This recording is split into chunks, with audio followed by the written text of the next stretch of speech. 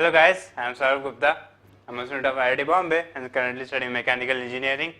I have cleared my JEE in the year 2010 and secured an AIR of 443. I have cleared the second level of Chemistry Olympiad, which is conducted by HBCSE, and today I am here to teach you something about the topic alkanes. So from this lecture onwards, we will be starting our journey to study the different types of organic compounds, the physical properties, the chemical properties, and the preparations and applications of these compounds, that is alkanes, alkynes, and alkyl halides, carboxylic acid, carbonyl compounds, etc. So all these functional groups we are going to study one by one, their properties in very detail. Now, to give you an introduction about alkanes, what is alkanes?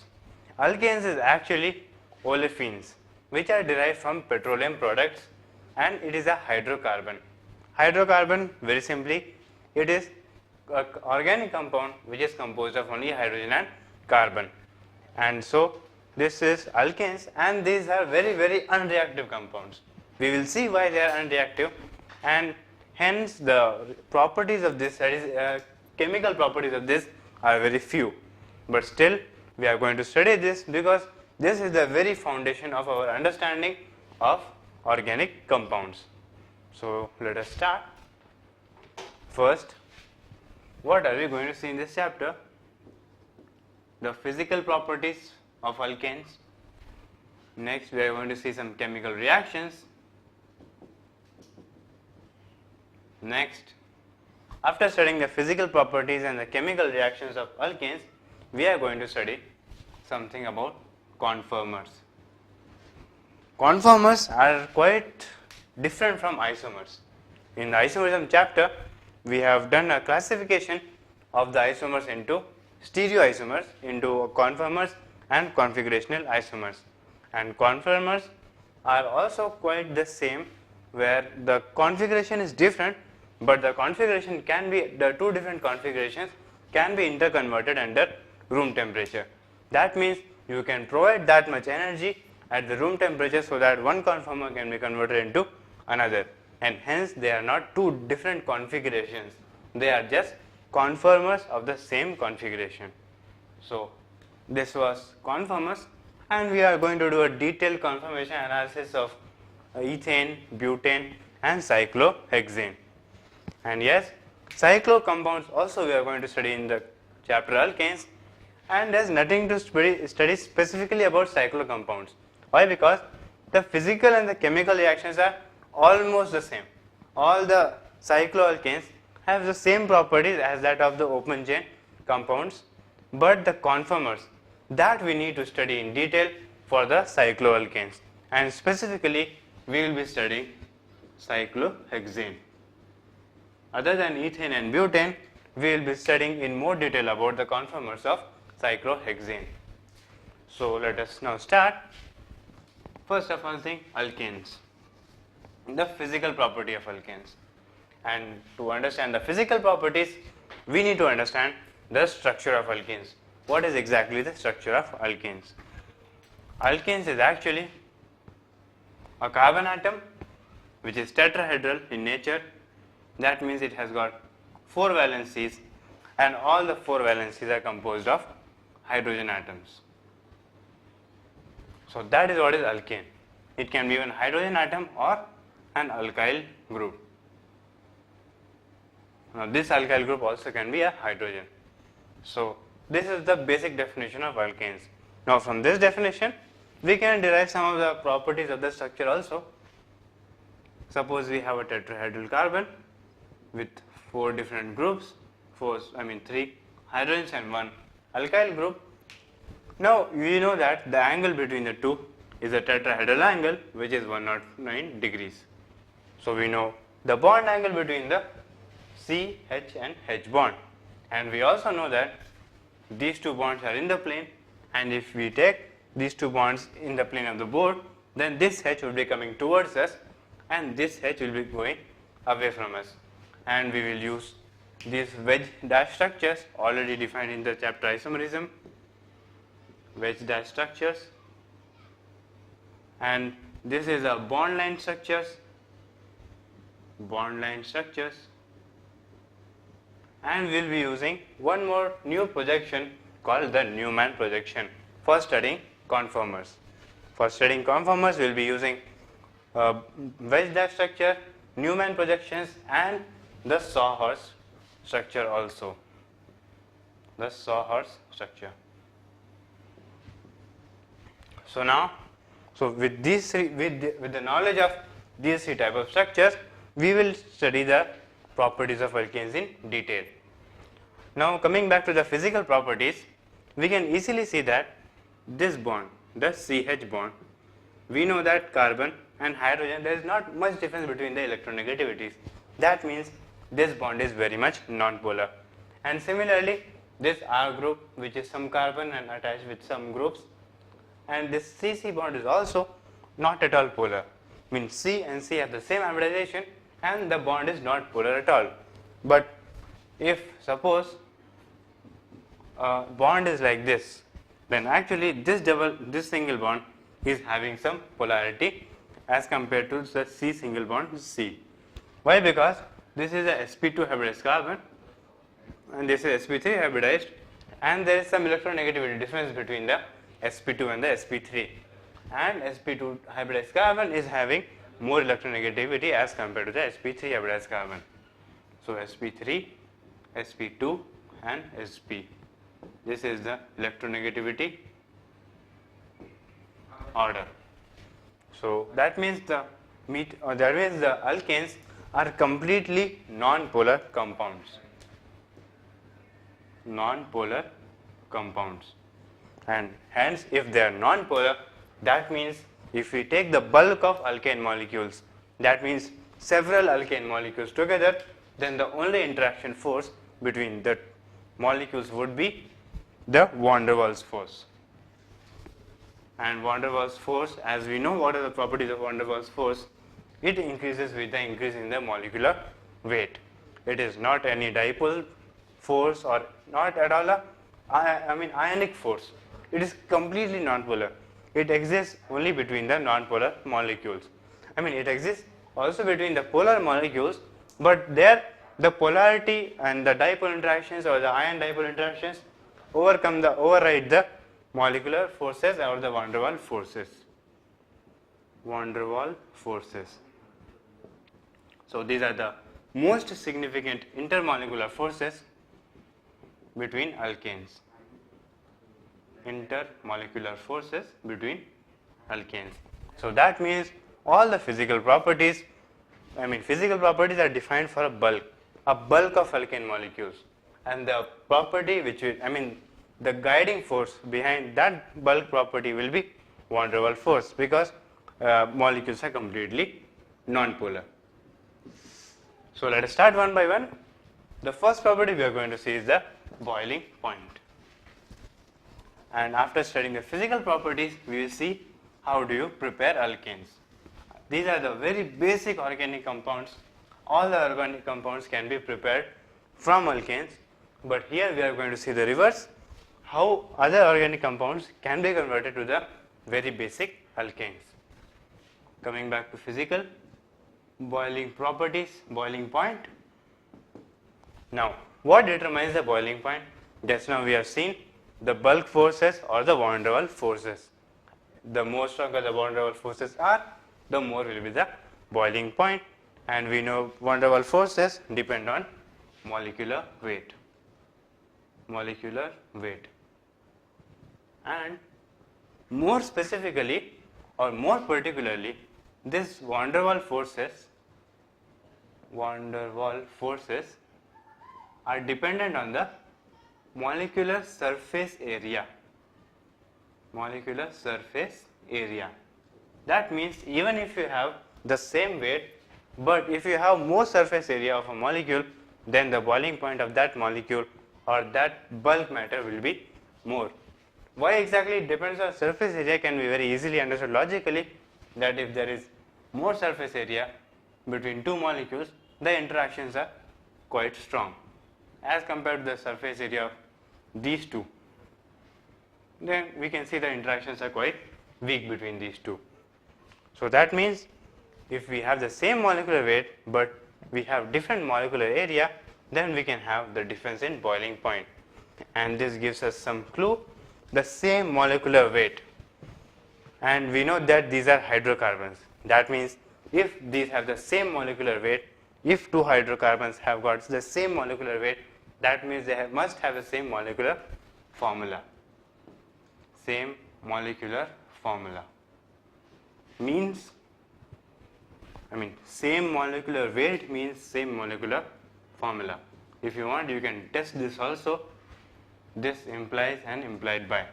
Why? Because they are consisting only of carbon and hydrogen. And the combination of these two, which is giving a molecular formula, same molecular weight, must have the same molecular formula. Why? That is because CN2N plus 2. All the alkanes are unsaturated compounds. So the general formula is unsaturated compounds. So the general formula is CnH2n plus 2. And if you get, suppose the weight as 12 plus the hydrogen weight is 1 itself, 2n plus 2, that means this is the equation only one variable, that is n. And if you are given the weight, calculate n and substitute it here, you will get the alkane itself. So that means same molecular weight means same molecular formula. And if same molecular formula means that there is a possibility of isomerism. That means if two isomers have got different molecular surface area, then they will have different boiling point. What is an example of that? Just see this. We have a butane. Consider this. This is 2-methyl propane.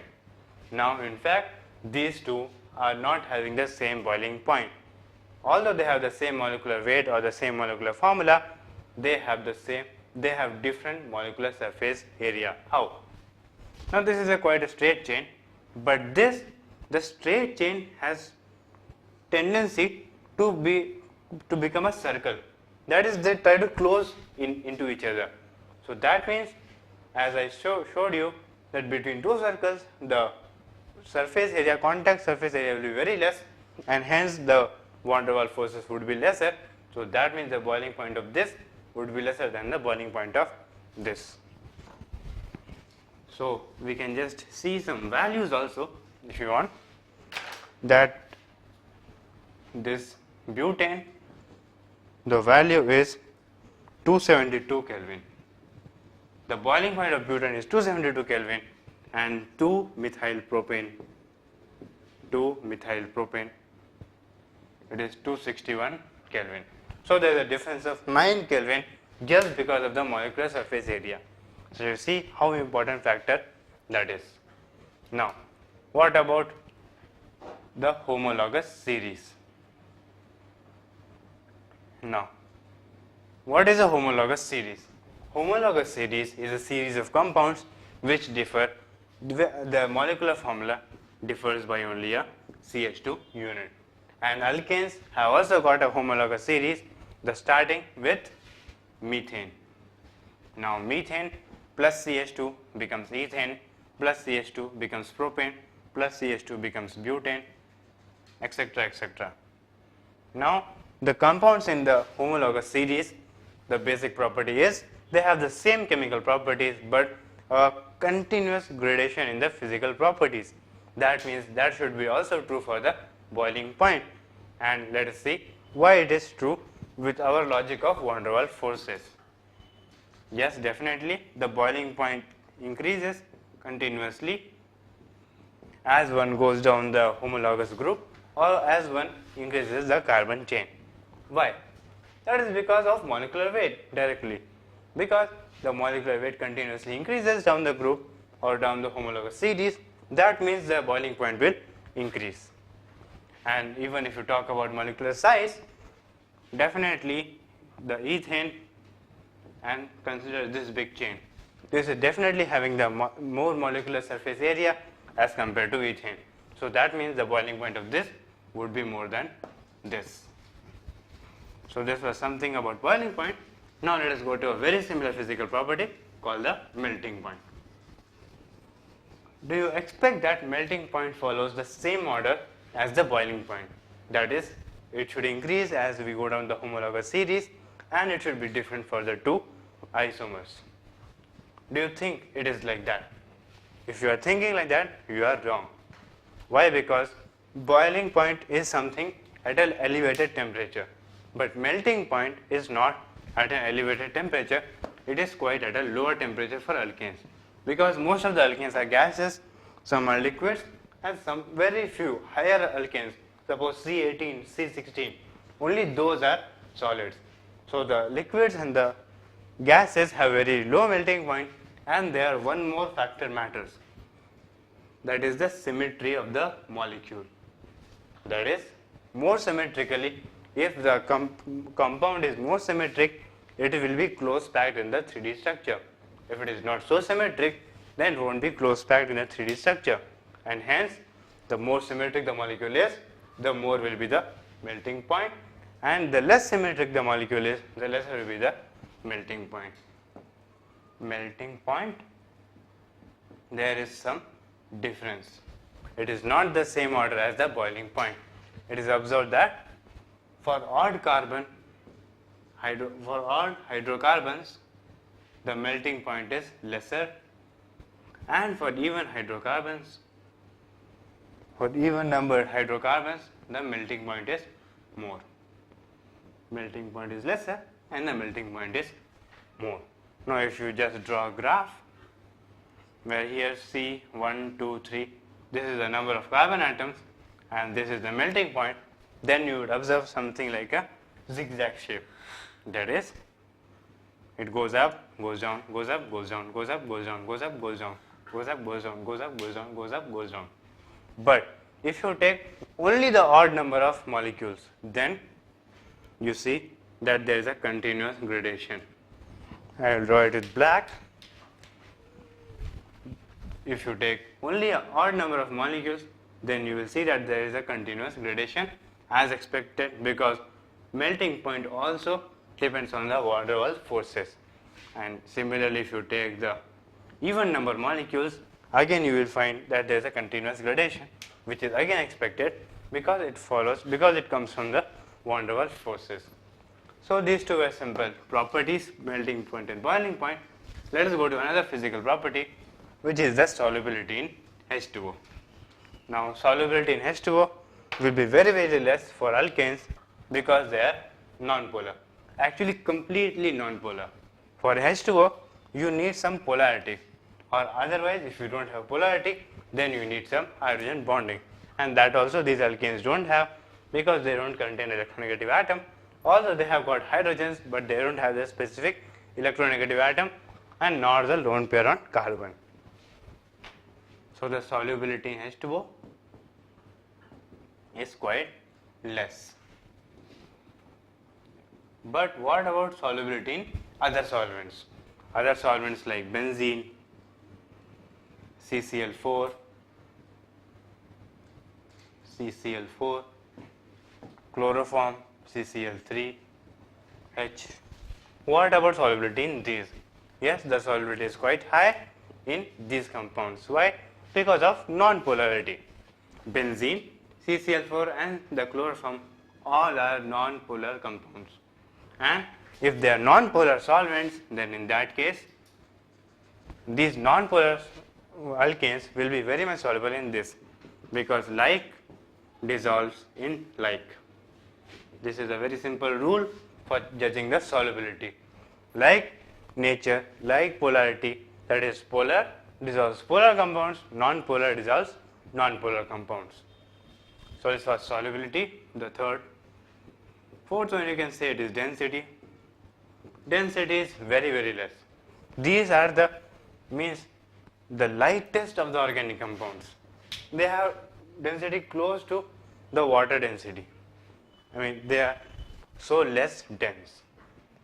So these were the physical properties of alkanes, which are very important in the industrial processes and some other medical or some other processes. But now what we are interested is the chemical properties, or you can say the preparation also, because that is also a chemical property of alkane. Because of the specific non-reactive nature, they are difficult to prepare. Now, preparation of alkanes. Preparation of alkanes. There are many methods to prepare alkanes. We will be discussing the methods, but I will first divide them into two groups.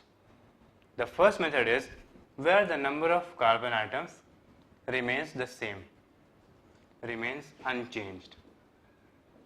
The second method is, the second group of methods is where the number of carbon atoms increases by 1 or probably doubles.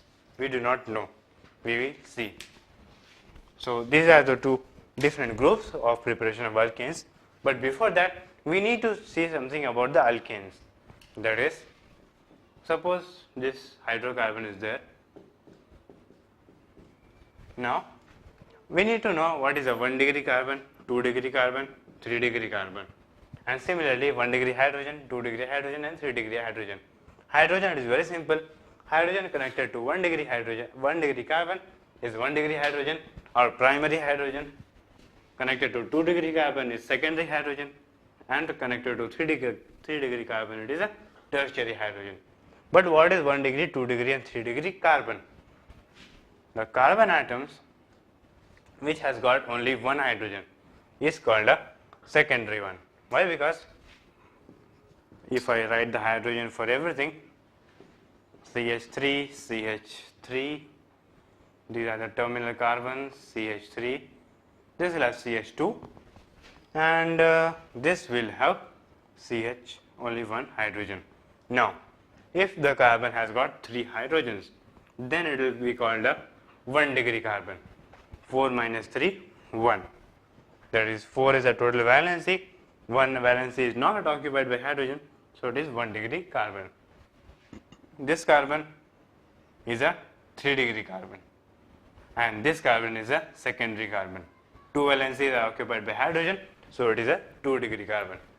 Here 1 valency is occupied by hydrogen, so it is a 1 degree carbon, and this carbon where all the valencies are occupied by some R groups, it is called a 4 degree carbon. There is no hydrogen there, so you cannot even name what is that hydrogen. So hydrogen there will be 3 types, but carbon there will be 4 types. Now this is important because we need to see the stability of free radicals. The alkanes are so unreactive that the only intermediates while the reaction takes place are the free radicals, the alkyl radicals, and the stability of the radicals depend completely on the whether they are 1 degree, 2 degree or the 3 degree radicals. So now we can start the preparation of alkanes. Let us consider the first group of methods. The number of carbon remains unchanged. Number of carbon atoms remain unchanged. The first method is through alkenes. After alkanes comes alkenes with one saturation. Alkenes are also hydrocarbons, but the only difference is that alkenes contain a double bond. So they have got one saturation. So first method is hydrogenation of alkenes. Now clearly the name suggests what is a chemical reaction. You take an alkene, some A, B, C, D groups, you put it through palladium, nickel or anything, platinum, catalyst and hydrogen, proper solvent is required, and we require some amount of pressure also. So these are the reaction conditions which we can control, and we can control the yield of the reaction. Now these are the basic catalysts. Either we can use a palladium, nickel or a platinum catalyst, and this H2 is a basic requirement for the reaction to proceed.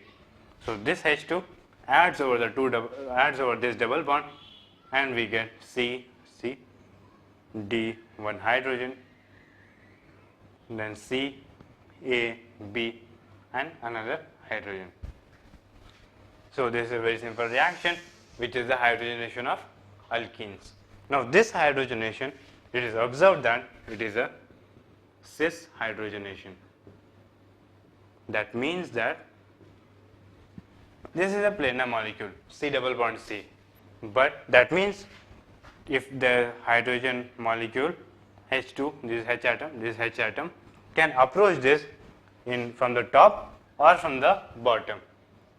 This hydrogen need not go from the top and this need not go from the bottom, because hydrogen is quite a small molecule, and if this hydrogen is already attached from the top, then this also can attach from the top. To understand it better, let us consider a big molecule, suppose Br. Now if Br goes on top, it is a planar molecule, alkene, we know that. Let me draw the plane here. So suppose Br goes from top, then actually this Br is so big that another Br cannot come, this is one carbon, this is another carbon, that another Br cannot come from the same side, it has to come from the opposite side. But this hydrogen is so small that it does not cause any overcrowding, and if one hydrogen is attached like this, another one can be simply attached like this. There is no problem at all. So this is a cis hydrogenation and a very important process which are used in vegetable oils, the dehydrogenation of vegetable oils or the hydrogenation of vegetable oils. So this is the first method of preparation. Here you see that the number of carbon atoms, that is these two, are same as the earlier one. They have not changed, only the two hydrogens are added over the double bond. Now another way of preparation of alkenes is the reduction of alkyl halides. The reduction of alkyl halides. Reduction of alkyl halides. Now there are two ways to reduce alkyl halides. One is if you take some Rx, where X can be Cl, Br, iodine. Generally fluorine does not undergo reduction so easily, so we do not consider the fluorocarbons. So we consider only X as chlorine, bromine and iodine. We will take Zn and we will take H plus. So this is our reagent, Zn atom and H plus. Now Zn is available as Zn zinc powder. In the laboratory you just put some amount of zinc powder and you add some acid. What you get is RH plus Zn2 plus X minus. This X, the mechanism is not ionic over here. It is a very complicated mechanism. You might be thinking that the mechanism is something like R plus, and this Rx dissociates into X plus, R plus and X minus, then Zn plus consumes some electrons, the hydrogen takes off some electrons, and this is added to this. Nothing of that sort. All this is crap, that's all. Nothing of this sort happens. It's a very complicated mechanism, and we are not going to study that now or ever. We are not going to see that in this syllabus. You have to just remember that Rx, if you treat it with Zn and H plus, you get RH and Zn2 plus. Now we have one more reagent, that is LiAlH4, lithium aluminum hydride. So this gives you RH plus some AlCl3 plus LiX. So AlX3. This X can be anything, it can be Cl. So that is what you will have. So here also you see the number of carbon atoms is the same. This R group does not go under any change. R group is as it is, except for the difference that this X is substituted by a hydrogen and this X is also substituted by a hydrogen. So these are two ways of reducing alkyl halide, and in this reaction you must remember one point, that if this halide is a tertiary halide, then this reaction won't take place. That is, the yield of the reaction would be very, very less. In organic chemistry, there are so many possibilities of reactions that we consider only the major reaction and we write only the major product. There are infinite possibilities of a reaction. As we see further, as we go deeper into organic chemistry, carbonyl compounds, carboxylic acid, you will see that with some reagents it can react in so many ways. But yes, it does react in so many ways, but the major product what we obtain in the laboratory is written as the major product, and that major product we can also determine theoretically if we follow correctly the stability of intermediates. And not only the stability of intermediates, sometimes it is kinetically controlled. That is the stability of, the thermodynamic control. That means the stability of the final product also matters, and not only the stability of intermediates. Fine. Now these two are simple methods to produce alkanes. Now we study one more method, which is a very, very old method and which you would have also studied in lower classes. That is a decarboxylation of carboxylic acid. Decarboxylation. Now in this case, we just take a carboxylic acid, or a salt of carboxylic acid to be precise, some potassium or sodium salt, and we treat it with NaOH and CaO. Now this is called soda lime. This is the reagent which we are using over here, and what you get is simply RH plus Na2CO3. Here also you see this R is same as this R, but one carbon, that is this carbon, is reduced.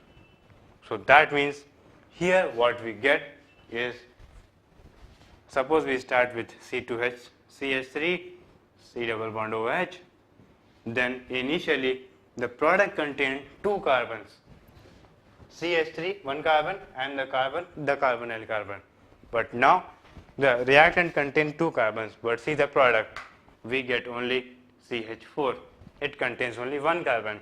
Where is the other carbon gone? The other carbon has gone over here. So now this is an example where the number of carbon reduces. So we have entered into the reactions where the second group of reactions where the number of carbons does not remain unchanged, it changes. And here we see that the change is of only one carbon, but as we will proceed, we will see that we can even double the number of carbons, and that is our next reaction, which is called the Woods reaction. The Woods reaction is also on alkyl halides, and the reaction uses sodium and ether as a reagent. Fourth reaction is the Woods reaction. Woods reaction. Very simple reaction. We take some RX, treat it with sodium in presence of ether. What we get is RH, RR. That is, this R combines with a similar kind of group. That is, this RX is not a single molecule. When we react, we will take some amount of the sample which will contain some 0.1 mole or 0.001 mole. That means that is not single molecule present in the reactant. This is a general reaction, but actually there will be so many RXs, 1, 2, 3, 4, 5, many RXs. So in this reaction, two RX molecules combine or react with each other. Again, the mechanism involves free radicals, and we are not going to see the mechanism also.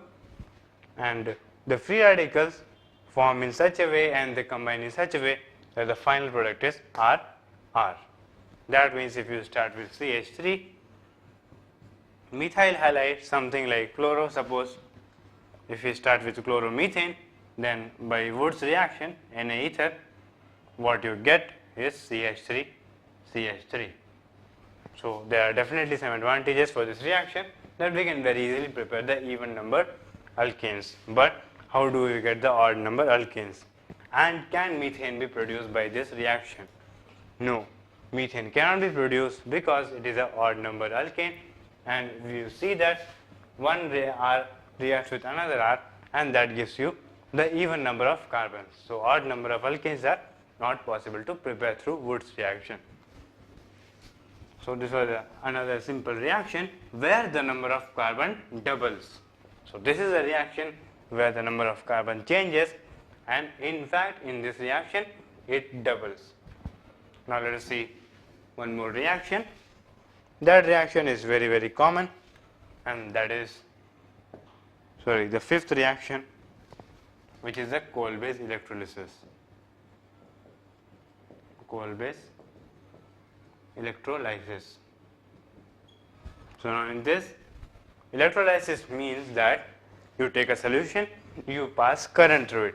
If you pass some current, then the solution, some quantities might go towards the anode, some quantities might go toward the cathode, and you get some products at the anode and the cathode.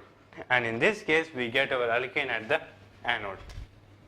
This is a very important point to remember, that we get our alkane at the anode and not at the cathode, and we are going to see how we are getting the alkane at the anode.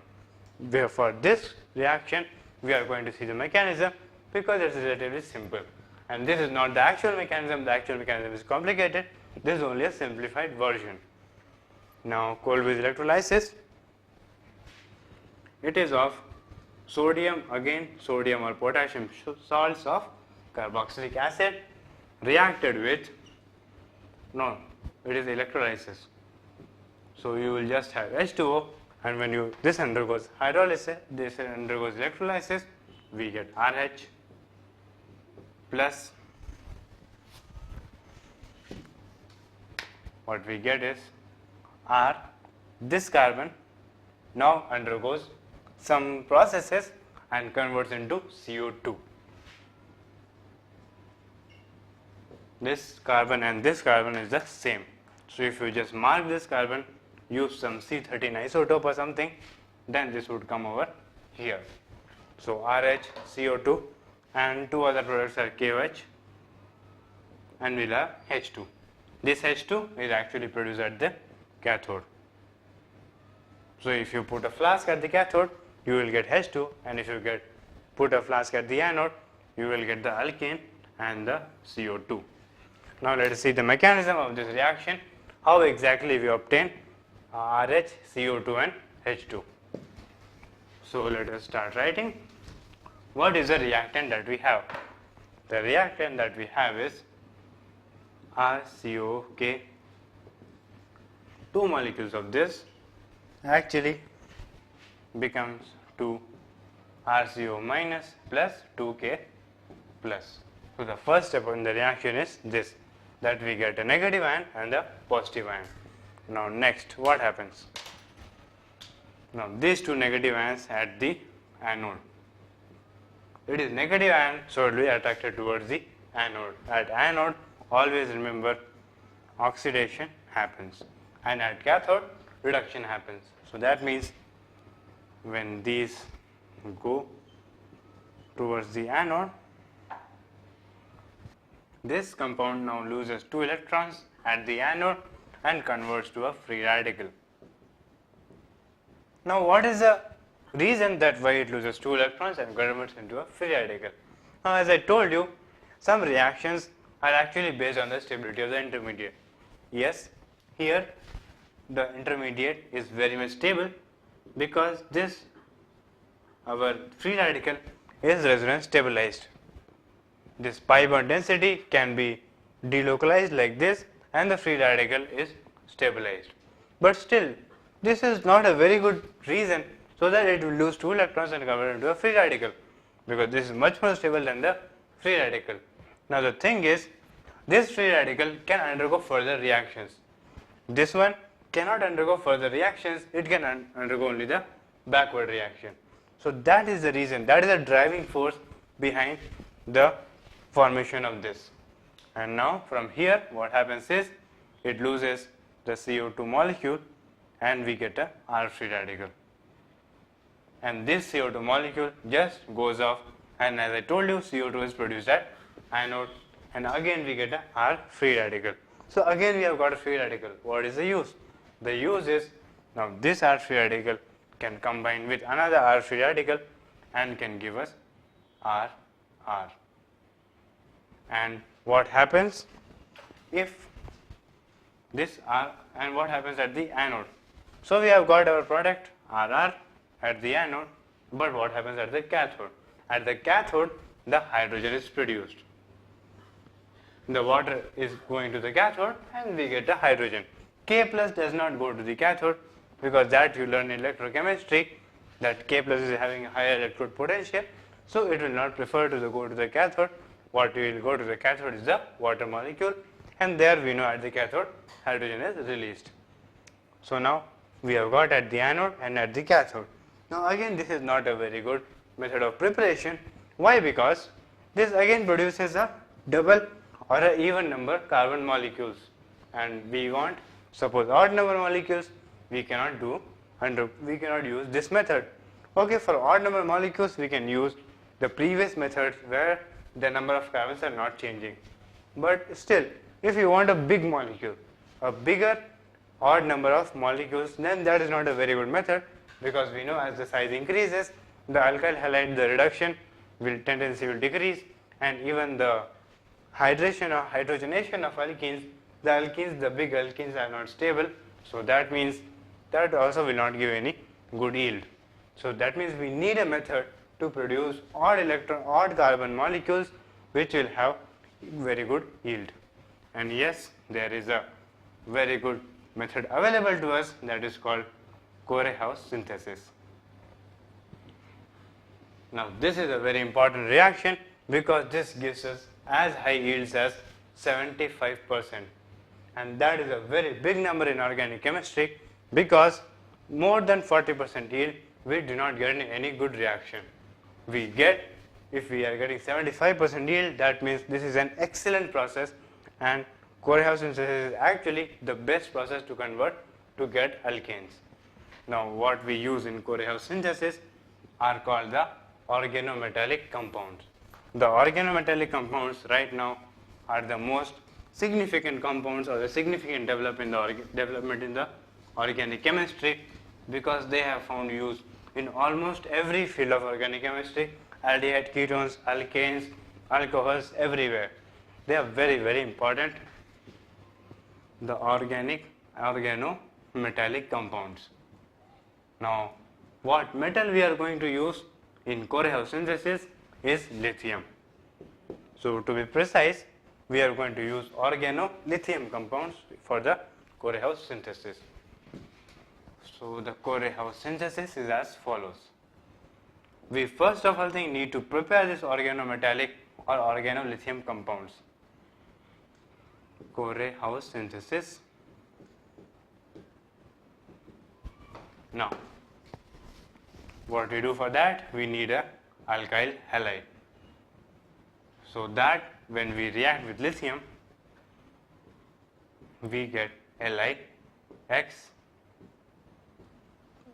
plus R. Actually, this lithium is not just like that.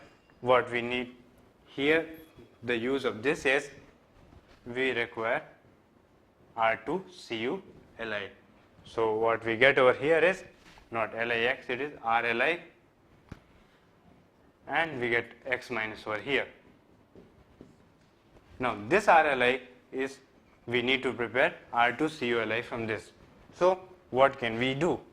What we can do is RLi, we can react with CuI. This is a very good molecule to react with this, because we can easily get in good yield the R2CuLi, and this exactly is the organolithium compound that we require. These are also called alkyl dicuprates or dialkyl cuprates. Why? Because it contains a 2R groups and a copper ion. So these are called dialkyl cuprates, and these are what we use in the Core-House synthesis. Now how do we use this? Very simple. What we need to do, we take our alkane, we take our alkyl halide, we react it with R2CuLi, and we get our alkane, RR dash. So this is a product that we get in very good yield, close to 75% in almost all of the Core-House synthesis. So that means we can prepare any alkane that we want of our choice, because this R group is of our choice, this R dash group is also based on our choice. In earlier cases, we can choose only one R group, and either a carbon will be added to it or removed from it, or the carbon will be doubled. But here we can choose both the groups from our choice, R as well as R dash. So we can prepare all the alkanes whatever we require, and that too in very good yield. And even this is very important to produce the alkyl benzenes, because we don't have a very good method to prepare this type of compounds. Here we can just take the starting method, the starting reagents can be the aromatic halide. Now this you just do the Corey-House synthesis, and what you get is this, and that too in very good yield. I can write the reaction here. The aromatic halide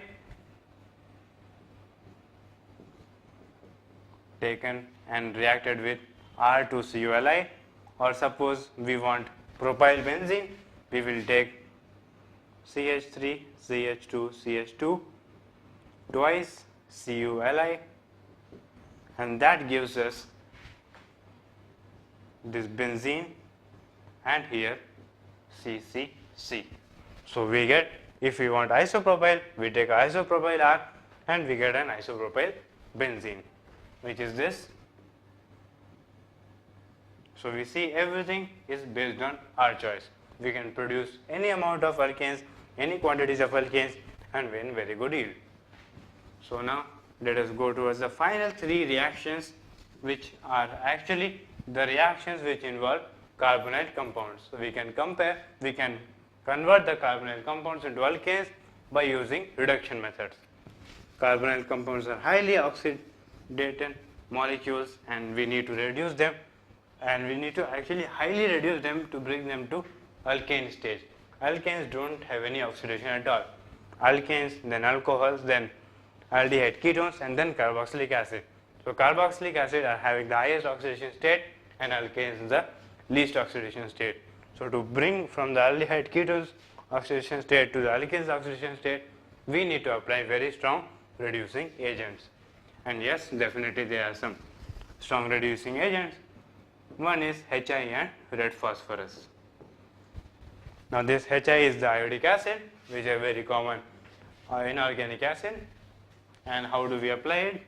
We just take whatever ketone or whatever aldehyde we want, apply HI, and we get the hydrogen there. So this double bond O will be replaced by two hydrogens, hydrogen and hydrogen. Suppose we take an aldehyde, then we get C, C, C. This double bond OH is simply replaced by two hydrogens. So by HI red phosphorus, which is a very strong reducing agent, we can convert a carbonyl compound into an alkane. Now there is one more reducing agent, and we have a name for that reaction, that is a Clemmensen reduction. Clemmensen's reduction, the reagent that we use over here is simply, sorry, not this, it is ZnHgHCl. So zinc and mercury amalgam, the alloy of this zinc and mercury is called amalgams. Actually the alloy of mercury with any other metal is called an amalgam. So zinc mercury amalgam in presence of HCl. This is our reagent, and the reduction can be same reduction, the same starting products and the same ending products. So this HI red phosphorus, Clemmensen reduction, and one more reduction which we are going to see, the Wolff-Kishner reduction, all have got the same starting products and the same ending products, but we apply them in different cases. We see the reaction conditions, and we are going to do such a question in the advanced level where you can easily understand when to apply HI red phosphorus, when to apply the Clemmensen's reduction, and when to apply the Wolff-Kishner reduction. Now this Wolff-Kishner reduction is simply, you take your ketone or aldehyde, RCOR dash, react it with hydrazine, NH2, and what we get over here is the same. The double bond O is simply replaced by the two hydrogens, just completely reduced, and we get one hydrogen, another hydrogen, and we get a R dash. That's all. So we get the alkane, and this in presence of H plus. that is a very, not H plus, OH minus. So that means Clemens's reduction, the reagent is ZnHgHCl, ZnHgHCl, and Wolff-Kishner reduction, the reagent is NH2NH2 and OH minus. What is the basic difference that you observe between the two reductions? The Clemens reduction and the Wolff-Kishner reduction. And that exactly will determine when to apply the Clemens reduction and when to apply the Wolff-Kishner reduction. Very simple. There is HCl over here and there is OH minus over here. That means this reduction takes place in the basic medium and this reaction takes place, or this reduction takes place in the acidic medium. So this is the very most basic difference which determines when to apply these both. When there is some group which is acidic in nature, that is it has got an acidic proton, we use an acidic thing or a basic thing. But when the compound is sensitive to a base, then we use an acid. Because that compound is not sensitive to an acid.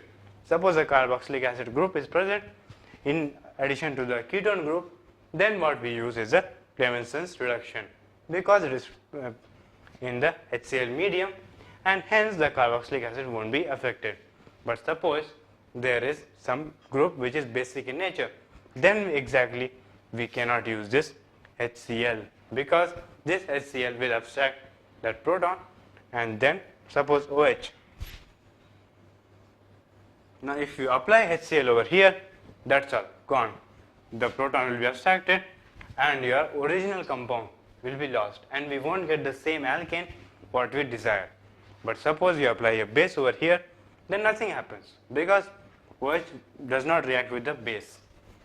So this was applications and the preparation of alkanes. Now let us go to the chemical properties of alkanes. As I told you earlier, the alkanes are very unreactive and the only intermediates which are possible are through the homolytic cleavage of the bonds, and we get free radicals. And there is only one type of reaction which we are going to study under alkanes, that is called the chlorination of alkanes. The cycloalkanes and the open chain alkanes can be prepared and they react with the same properties. So that is why I am not going to discuss separately the cycloalkanes part, but definitely we will discuss in conformers the cyclohexane and the open chain alkanes separately. So the chlorination of alkanes. Chlorination. Now why is it only chlorination? It can be even bromination, it can be even iodination. Yes, definitely it can be. So why to name it chlorination? We will name it halogenation. Halogenation. So we'll see one by one. Halogenation, as I told you, can be chlorination, bromination and iodination. But actually there is a small problem in iodination. The iodination process is actually a reversible process. That is, if you take an alkane, suppose CH4, and you try to react it with iodine, then this creates kinds of a reversible reaction and you will not get this CH3I in very good yields. So that means that we need to apply some logics over here so that we can produce the CH3I from this CH3 plus I2. But chlorination and bromination, the products are obtained in good yields. I mean, good yields means 40% is very, very good. But even in some of the cases, we don't even get a 2% yield. So this chlorination of alkanes, the halogenation of alkanes is very important, because here we will see the starting of organic reactions. This is one of the first reactions that we are studying of the organic compound, and that is one of the most least reactive compound, that is alkanes. So now the methane is the very simplest of the alkanes. Let us see some complicated alkanes, and if we halogenate them, what are the possible products? Suppose if we have this big carbon chain with some different side chains, and if we halogenate them with some X, then as we know that we can have X over here, we can have X over here also, we can have X here, here, here and here. So that means we are getting different products, but what is the relation between these products? All are isomers of each other. So that means we will have many isomeric products which will be produced in the halogenation of alkanes, but the difference is all the halogenation products will have got different yields. And we are going to study this particular factor, why these products have got different yields. Now, the basic reason is because of the stability of the intermediate. The intermediate is a free radical, and the stability of that determines the different yields. So now, and that is not the only factor. We will see, let us first consider chlorination. We will see some facts about chlorination. Then we go to bromination. When we compare it with chlorination, then we observe that the size of bromine also determines the yield of the reactions and the different products, the distribution of the different products. So let us study a very simple chlorination. Suppose we have a butane, N-butane, no problem. We apply chlorine. We want to react it with chlorine. Now, can we react a butane, alkane which is so unreactive, with chlorine just like that? No. We need some trigger. That is something to trigger this reaction. This reaction cannot happen on its own. So that is why we need a trigger, and in our case it is H nu, which is light. So if we irradiate this substance with light, then this substance can react with the chlorine and we can get our alkyl chlorides. So the product that we get is Cl. But now this is not the only product, we will get all the isomeric products. We will get this product and that's it. That product and the chlorine over here is same as the first two products. So now, what is the mechanism? Now before discussing the mechanism, let me tell you the second degree radical and first degree radical and third degree radical. The stability of these radicals is in this order. We have already discussed about radicals in the basic principles of organic chemistry chapter, and we know that this order is true because of hyperconjugation. Because of more number of hyperconjugation structures, this 3 degree radical is more stable than 2 degree, and in turn it is more stable than 1 degree. So now definitely with this knowledge we can easily write what is the step, what is the mechanism, and why that two different products are obtained and in different yields. So now let us write the mechanism for this. The mechanism involves 3 steps. One is the initiation, second is the propagation, and third is the termination. Let us see the initiation step. The initiation step is the reaction is initialized. So the chlorine molecule upon H mu or light dissociates into 2 chlorine free radicals. What is the propagation reaction? In case of propagation reaction, if we consider our old example, then this actually converts this plus a chlorine free radical. Now this chlorine free radical abstracts this hydrogen and this bonds cleaves homolytically. So we get a free radical of this kind. And now this is the rate determining step of the reaction. Rate determining step. What is the rate determining step? Definitely the meaning of this must be that one determines the rate. That means the slowest step of the reaction. Suppose there are some 2-3 processes going on. A leads to B leads to C. Now if this process is very fast, suppose at 10, the output is 10. But here the process becomes very slow. So that means overall what is the output of these two? It is 1. Why? Because the input that C will get will be 1. Even though this can produce 10, because the B is producing only 1, the output or the input for C will be 1 only. So the slowest step actually determines the rate of the reaction, and that is why it is called the rate determining step. So this is the rate determining step, and we get this radical, and so that means this plus Cl2 will give you CCCCl plus 1 chlorine free radical. So we see that a chlorine free radical is utilized and it is produced, and hence the chain propagates and we get so many products, we get some amount of yield. Now if this was so, then we can get infinite amount of this. We just start putting the butane and we just introduce the light, keep it there for 12 hours, we just keep adding the butane, we will get the butyl chloride. What is wrong in that? The wrong is there is something called a termination step. This step, as you can guess, the reaction terminates. How can the reaction terminate? You have seen that it proceeds like this free radical combined with Cl2 gives you this alkyl chloride and gives you another free radical. But what if two different free radicals combine? For example, if this Cl free radical, whatever is produced here, combines with this Cl free radical, what do you get? Cl2 back again.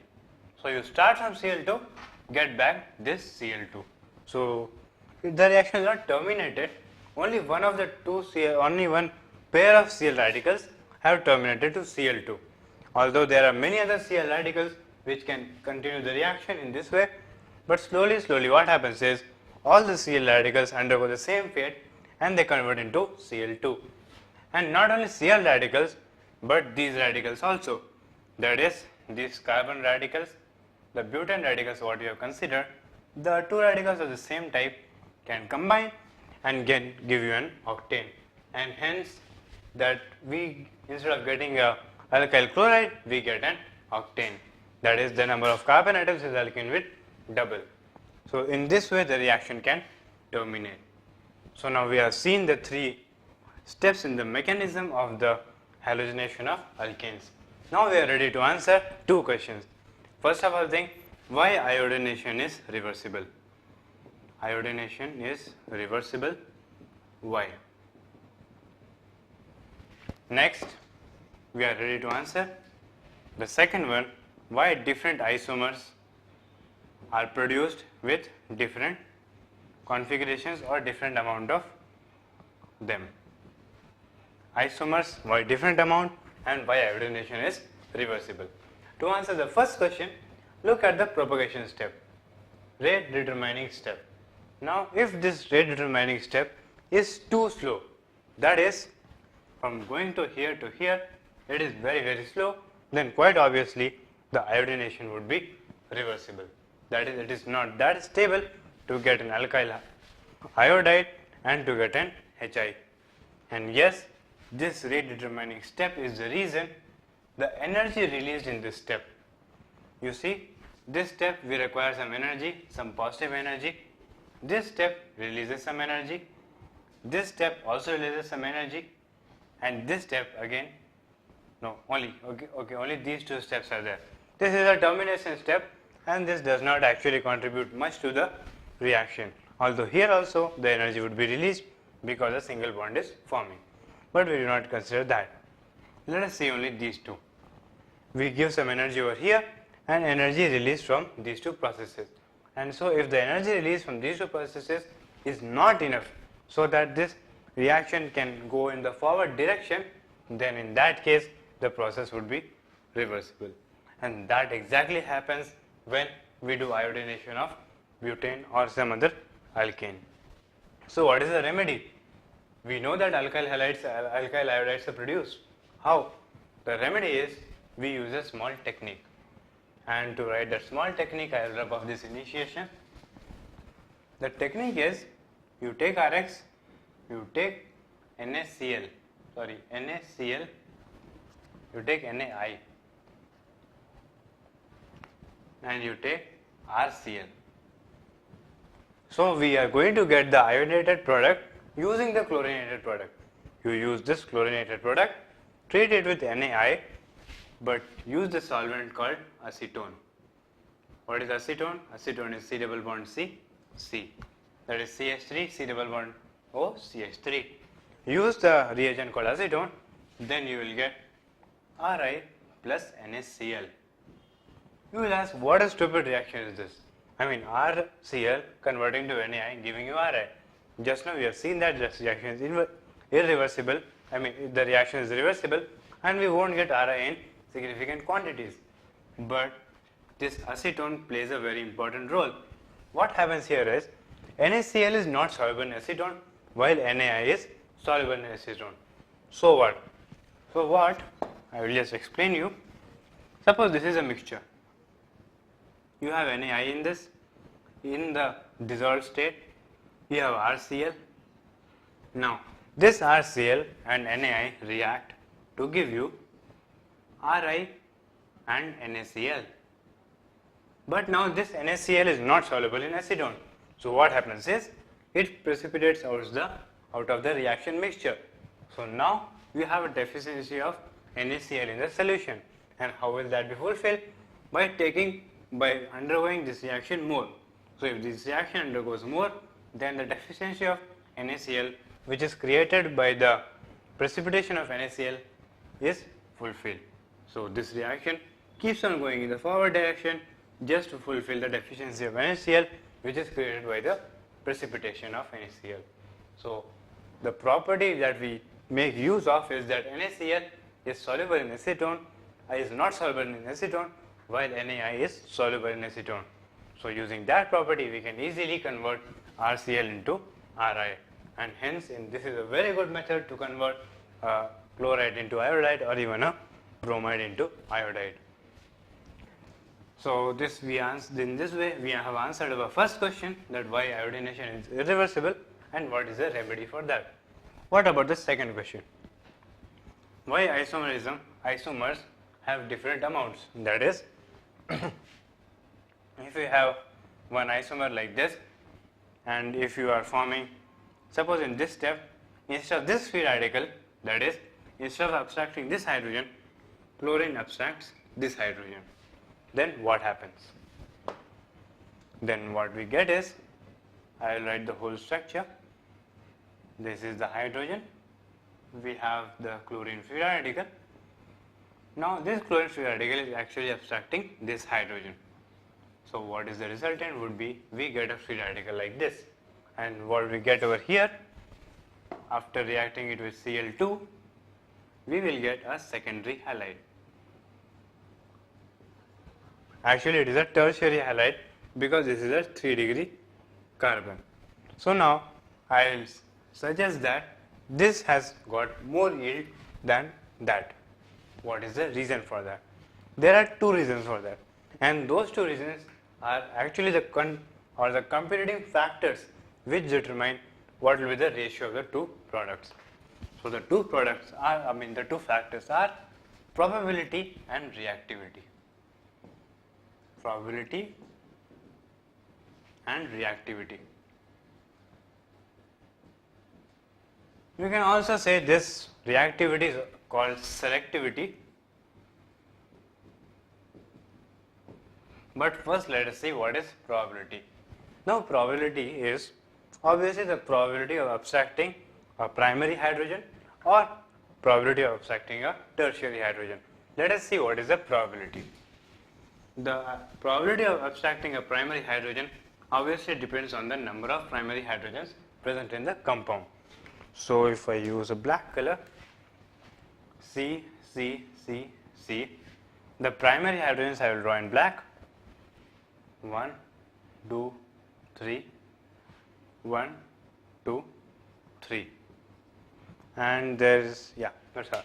So these 6 are the primary hydrogens, and the other secondary hydrogens are 1, 2, 1, 2. So that means probability favors the secondary hydrogens. 4 secondary hydrogens and 6 primary hydrogens.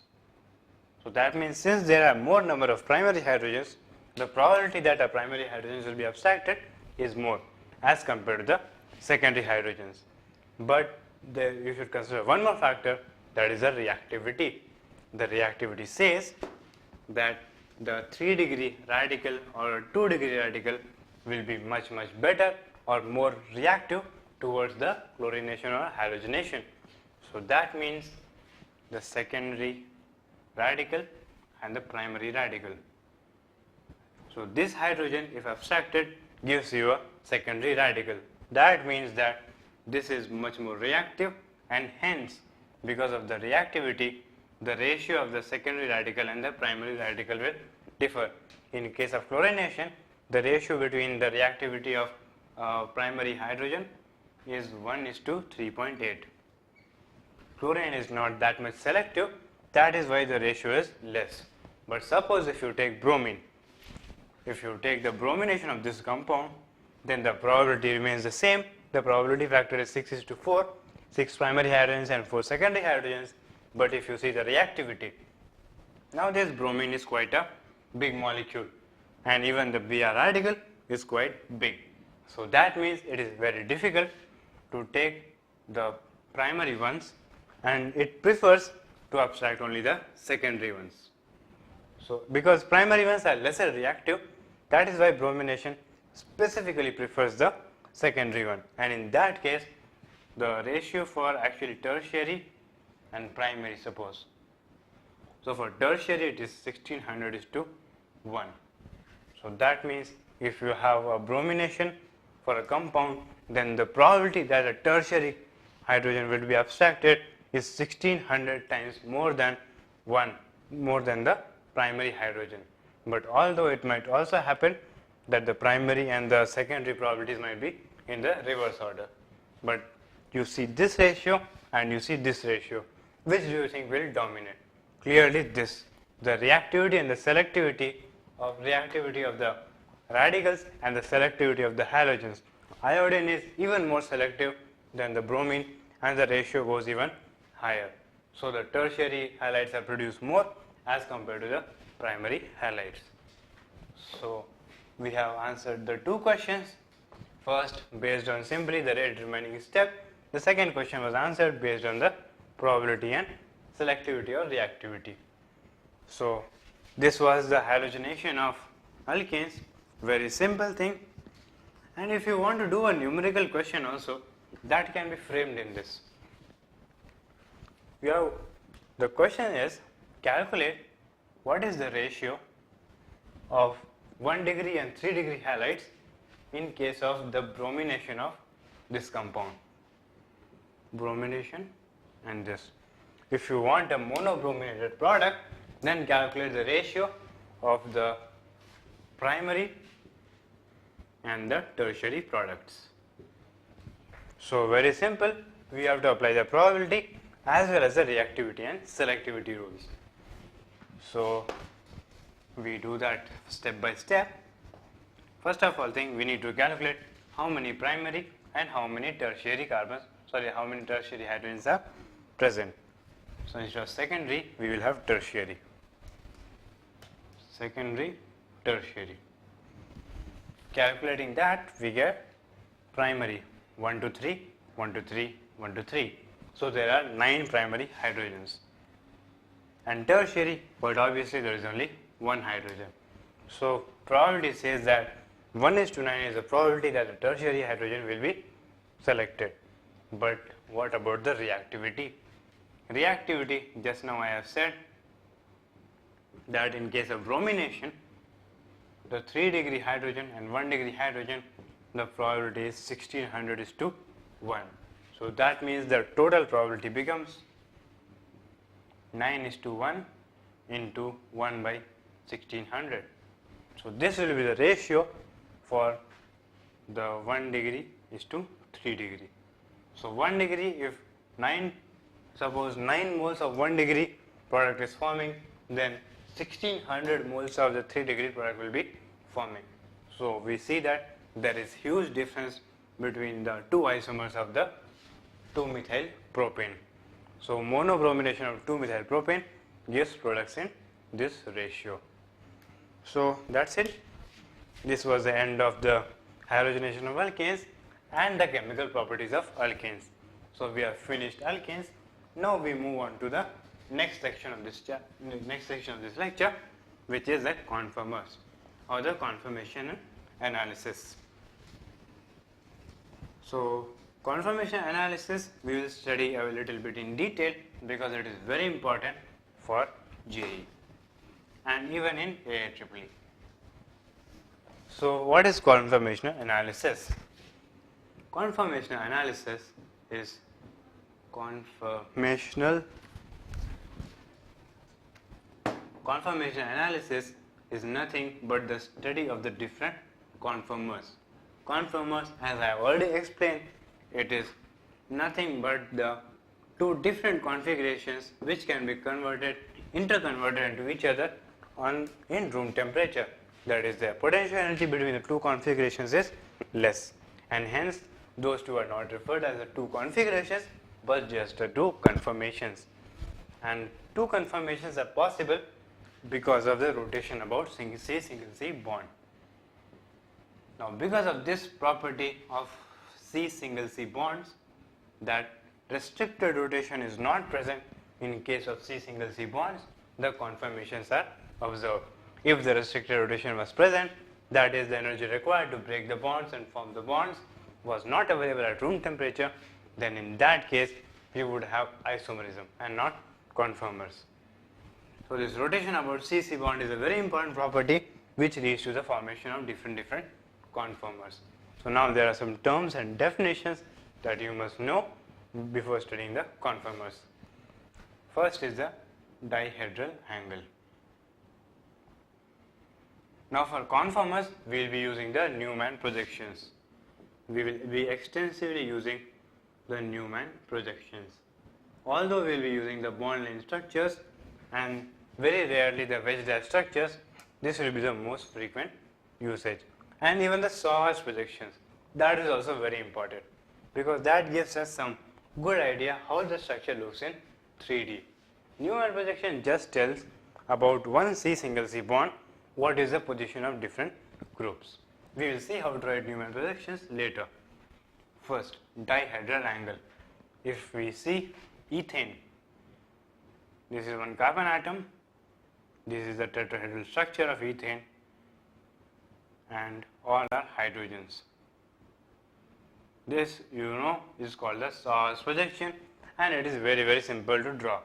You have no rules in this, just draw the two carbons as two dots and all the tetrahedral angles, and you take one of the bonds, that is the C bond, as a joining line which looks like something like saw, and I don't know why is it called Sawhorse projection, but it is called like that. So now, what is a dihedral angle? Suppose you ask a question, what is this angle? H, C, C, C, H. So now, this full angle is called the dihedral angle.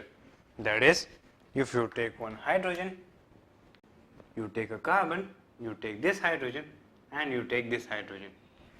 Then if you view from this side, it looks as if you take the projection of this, and it looks as if it is a planar molecule and one hydrogen is present and like this, and the other three hydrogens are present exactly at the back of this, which we can show slightly with black color. Although these are not two separate lines, these are overlapping lines. These black and blue lines have so much overlapping that if I draw it over them, it will be confusing. That's why I will give a little gap. So now the question is, you are asking, what is the angle between this hydrogen, this blue carbon, the black carbon, and the black hydrogen? The blue hydrogen I will write with blue. Yes. The blue line represents the bonds for the front carbon, and the black line represents the bond for the back carbon. What do you think is the angle? The angle is 120 degrees. So this is called the dihedral angle. Suppose I want the angle between this hydrogen, this carbon, and this hydrogen. Now this hydrogen, what you are looking for is this black hydrogen and not this black hydrogen. Now what do you think is the angle? The angle is actually 0 degrees in this case. So the angle is 0 degrees in this case. The dihedral angle is represented by phi. Now you know what we have actually done here? We have actually converted a Sawhorse projection into a Newman projection. That is, we have converted an eclipse Sawhorse projection into this position. Now this type of representation is called the Newman projection, which is simply the projection of the Sawhorse projection. If you take the Sawhorse projection, you project it along any single C bond. Suppose we have multiple bonds, multiple carbons, then the Sawhorse projection will look something like, I will draw alternate carbons with alternate color.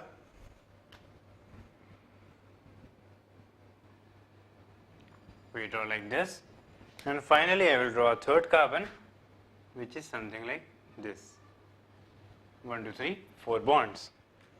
So you see each carbon is a tetrahedral carbon, 1, 2, 3, and the fourth bond will come this way. And if you see the middle carbon, there is 1, 2, 3 and 4 bonds. Fine. So now if you want to draw the Newman projection for this, let me first number the carbons, 1, 2 and 3. Now if you want to draw Newman projection between the first and the second carbon, remember the two carbons must be the two consecutive carbons for drawing the Newman projection, C1, C2 or C2, C3, like that. So if you draw between C1, C2, I will draw the black bonds with the black color. If you want, you can give some groups over here like CH3, CH3, hydrogen, C2H5 and some hydrogen, deuterium, tritium, something. Some groups are present on the carbon. Now let us draw the Newman projection. The black bonds with the black marker this way. We will write the groups CH3, H and CH3. Fine. Now the blue carbon, because we are drawing the Newman projection 1, 2. So now what we do is we mark the blue carbon as something like a 0 over here, and we do not pass the bonds to these circles. These bonds are behind them, behind the circle.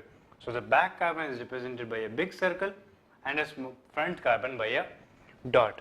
So now if you draw the back bonds, the C2H5 is actually somewhat parallel to H. So that means the C2H5 would be parallel to H, C2H5. Now this H is parallel to this CH3, and remember the circle, the blue bonds should not be visible in the circle. The blue bond should come only outside the circle. The black bonds will be visible inside the circle because black bonds are at the front and blue bonds at the back. So blue bonds goes like that. And similarly, if you draw a blue bond here, we have a hydrogen, and then we have this black carbon. So the C3 carbon will come, which is something like this. See the structure of this carbon: one bond connecting 1 and 2, one bond connecting C2 and C3, and one parallel to H, one parallel to this, one parallel to CH3 and one parallel to H. So the CH3 and H we have drawn already. So that means when you draw the Newman projection, this will come parallel to CH3.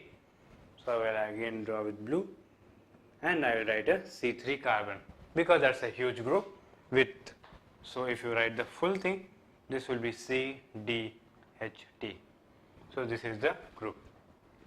Now we have written the Newman projection between the carbon 1 and 2.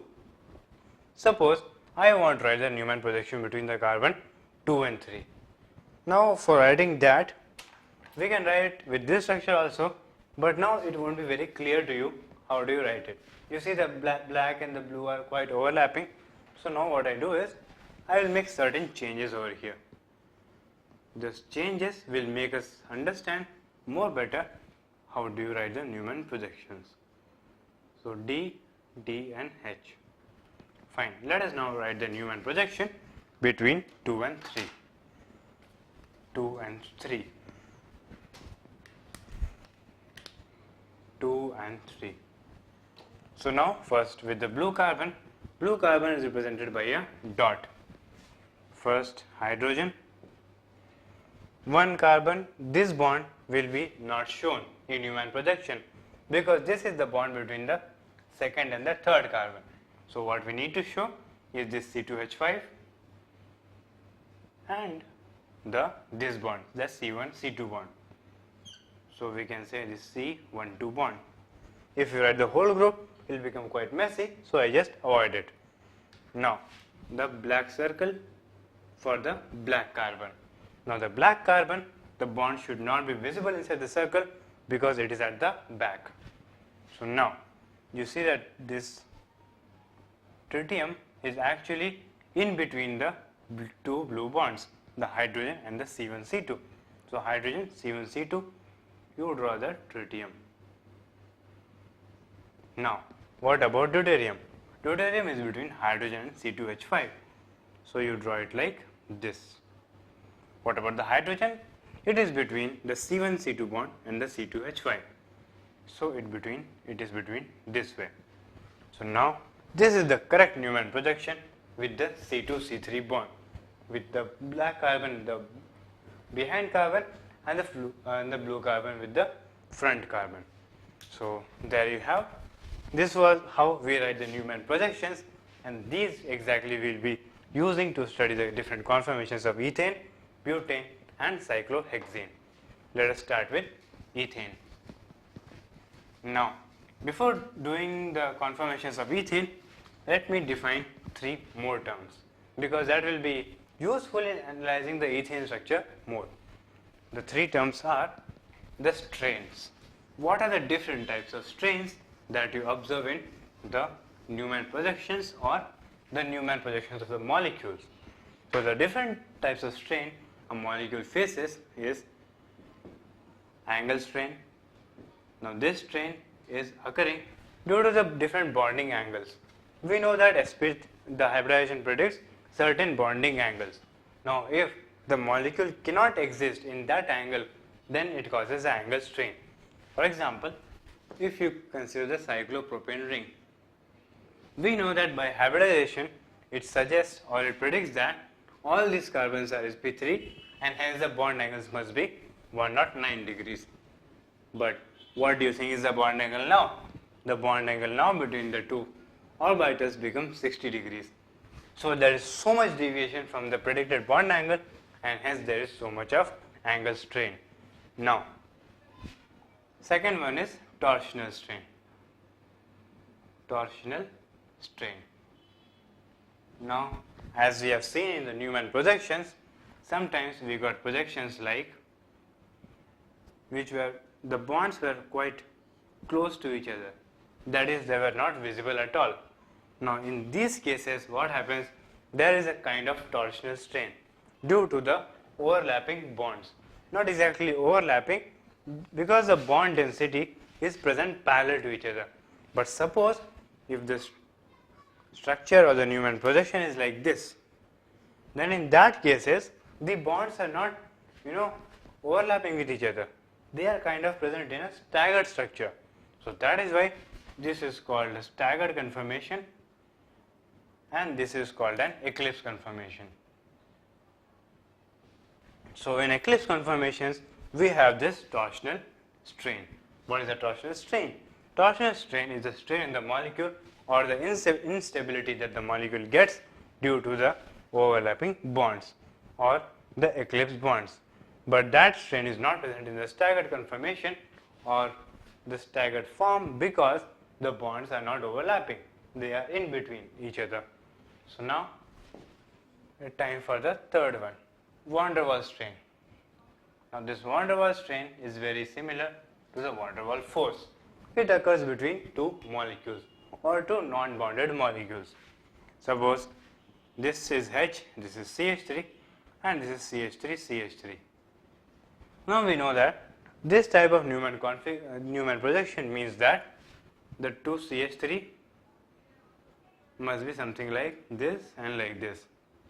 So then in this case there is van der Waals strain present too, because the CH3 has got some electron cloud and because it is such a big group there is lot of repulsion. It is so close to each other, so there is lot of repulsion between the two nuclei and hence we get the van der Waals strain. Even the van der Waals strain is present in this case also because the two nuclei are present somewhat near each other, but it is much lesser than this case. And if you have another CH3 over here, then this repulsion would be definitely greater than the H and the CH3 repulsion, again because of the sizes. The CH3-CH3 repulsion has to be greater than the H and the CH3 repulsions. So these are the three types of strain, and now we go to the conformations of ethane, butane and cyclohexane and analyze each one of them for these three strains and for other features like dihedral angle, eclipse conformation, staggered conformation, etc., etc. So, and with that we will also draw an energy diagram. So, to visualize what is the relative stability of conformations. The conformations, as I told you, are different in energy, but the energy can be supplied at room temperature, so they can be interconverted into each other very easily. So now we are going to draw the potential energy diagram for all the three conformations. First, let us consider ethane. Ethane is the simplest molecule to study the Newman projection. Ethane, one carbon like this, another carbon at the back. Fine. Now all are hydrogens. Hydrogen, hydrogen, hydrogen, hydrogen and hydrogen. So now if you want to write the Newman projection for this, the Newman projection would be, you draw a single dot, you put 3 bonds, all are hydrogens, you draw a black circle and you project 3 bonds. Now I will project them this way in the staggered conformation. Now this is not the Newman projection for this, because right now it is in the eclipse projection, and eclipse projection is little bit clumsy and all. So I will draw the staggered one. So now this is the staggered conformation. So you see, with the Newman projection this molecule becomes very easy to analyze. Now we will rotate the slightly we will start rotating the bond angle, and we will see how the energy of the molecule changes. So we will start drawing the potential energy diagram. First we have the staggered conformation. The staggered conformation will definitely have a lower energy than the eclipse form. Why? Because if you have to draw the eclipse form, hydrogen, hydrogen, hydrogen and again hydrogen, hydrogen, hydrogen. So now tell me whether this is having more energy or this is having a higher energy. To compare that, we go for the strains. Clearly there is no angle strain in this, because the bonding orbitals are having the same angle as the angle between all the bonds. So the angle strain is actually present only in the rings. In normal open chain compounds you don't have angle strain, but you can have torsional strain and van der Waals strain. Now in this structure both torsional strain and the van der Waals strains are present. In this structure torsional strain is not present, but the slight van der Waals strain is present, but that is very much negligible because these two hydrogens are too small in size. So now we have only 2 conformations, one will be the staggered, one is the eclipse. So if we start drawing the curve, staggered, it goes up to eclipse, eclipse there will be a maxima and then it will come down like this. Now what is this energy curve? How can you get a continuous curve when there are only 2 conformations? You get a continuous curve because you have infinite conformations. The number of conformations for any molecule are infinite, and each has got some energy, and that is what is plotted over here. Now let us see how the molecule can have infinite conformations. This is staggered conformation. Now if I rotate this CC bond a little bit, what I can get is this type of conformation. Hydrogen, hydrogen, hydrogen. If I rotate the black ones also, then I will rotate only the blue one, the black ones stay there. Hydrogen, hydrogen, hydrogen. Now you see that the dihedral angle between the HCCH has changed. Earlier it was, suppose between these 2 hydrogens, it was 60 degrees. Now it has become lesser than 60 degrees. Suppose 40 or 50 degrees. So you see that the strain has increased. Now there will be some van der Waals strain which will be more than this case. So that means as we go, this is a 60 degrees case between the dihedral angle, this is a minimum energy. As we will go to the 40 degrees case, we will have some more energy, and similarly as we keep on moving from this hydrogen then comes, and then at 0 degrees, suppose this eclipse at 0 degrees, or you can say 120 degrees. 120 degrees, you will have the eclipse conformation, which is this type of conformation, and then you will have a maxima. And again it goes down when the angle becomes again 60 degrees, that is 180 degrees.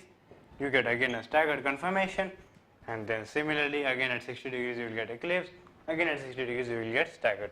So in this way, eclipse, staggered, eclipse, staggered. So you will have alternating minima and maxima, minima, maxima, minima, maxima, like that. So that means this is the potential energy diagram for ethane, and we have seen that this is a continuous diagram, and hence we have infinite conformational structures, all the conformational structures differing by only this much of energy, which can easily be provided at room temperature, and that is why these are conformations and not the configurations. Fine. Ethane was a very easy case. Let us consider the case of butane. Now for butane, things become slightly complicated because we have one more CH3 or two more CH3 groups. So the Sawhorse projection for ethane would be rub it off and then draw it again. Black ones, first carbon, the second carbon, and third carbon. I am drawing it something like this. Fourth carbon, this way.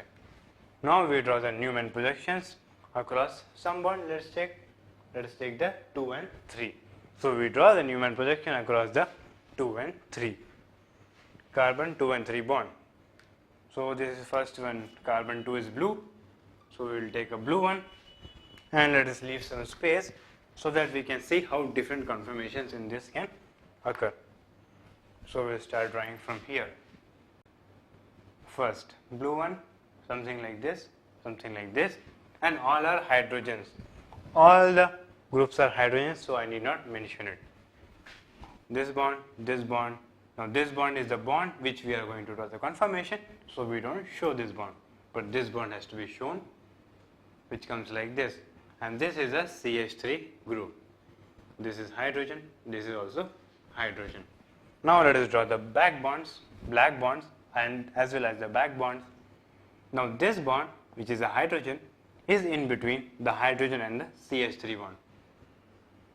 So this hydrogen is in between these two. What about this thing? This is in between the two blue bonds, which is the two hydrogens. So this one is a CH3. See, this blue line is nothing but the CH3 carbon, and that is in between the two blue lines. So we are drawn that way. Now this final bond, that is the lower bond, which is again a hydrogen, is in between, you see, this blue and this blue. So between CH3 and hydrogens. So we have some structure like this. Now as you see, this is not an eclipse conformation, this is not a staggered conformation also. Okay, you can call this as a staggered conformation, but this has got a special name. It is called an anti-conformation because the two CH3 groups are anti to each other.